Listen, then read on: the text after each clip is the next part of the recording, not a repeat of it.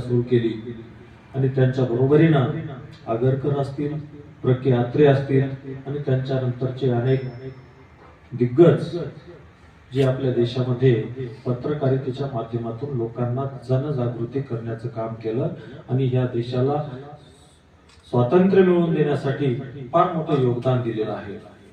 आणि म्हणून तेव्हाची पत्रकारिता आणि आताची पत्रकारिता यामध्ये तुलनात्मक दृष्ट्या फार खूप मोठा बदल झालेला आहे.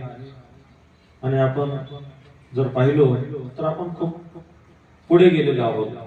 आज आपण पाहतो एक 3-4 पत्रकारांच्या, आता डॉक्टर साहेबांनी जी नावं घेतली, डॉक्टर साहेब हे पत्रकार अगोदर जे 1990ला मी पत्रकारिता सुरू केली, हे गिलचे गुरुजींना मी शिकवलेलं आहे पत्रकारिता. गिलचे गुरुजी ज्येष्ठ पत्रकार नाही बरं, काय आहे ना, बरोबर आहे ना.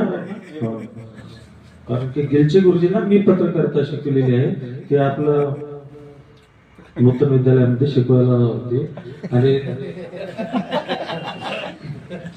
बरं काय. तर म्हणजे हा इतिहास जो आहे आपल्या देशामध्ये हेच घडत आलेला आहे.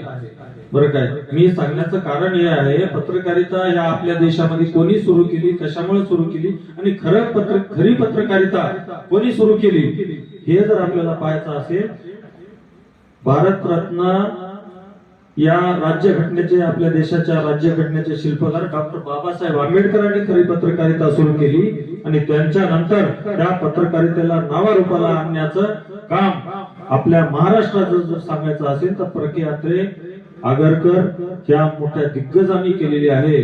आणि त्याच्यानंतर जे साहित्य क्षेत्र आहे, पठाडे साहेब आहेत, साहित्य क्षेत्रातील अनेक मंडळींनी, विद्वानांनी, प्रतिभावंतांनी या पत्रकारितेला पुढे नेण्याचं काम केलं, जनजागरण केलं.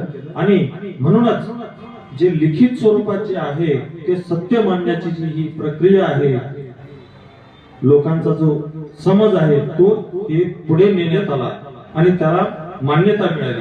आणि म्हणूनच आज जे आहे प्रिंट मीडिया आहे, त्या प्रिंट मीडियाचं इलेक्ट्रॉनिक मीडियाच्या ह्या जगामध्ये खूप महत्व कमी होते, परंतु प्रिंट मीडियाचं आजही महत्व आहे. कारण की आज आपण पाहतो 5 मिनिटाला लगेच आपली बातमी येते एखाद्या घटनेची, परंतु प्रिंट मीडियामध्ये 1 दिवसानंतर येते बातमी. ती बातमी वाचल्याशिवाय लोकांना त्या घटनेचं, त्या एखाद्या माहितीचं सत्यता पटत नाही लोकांना.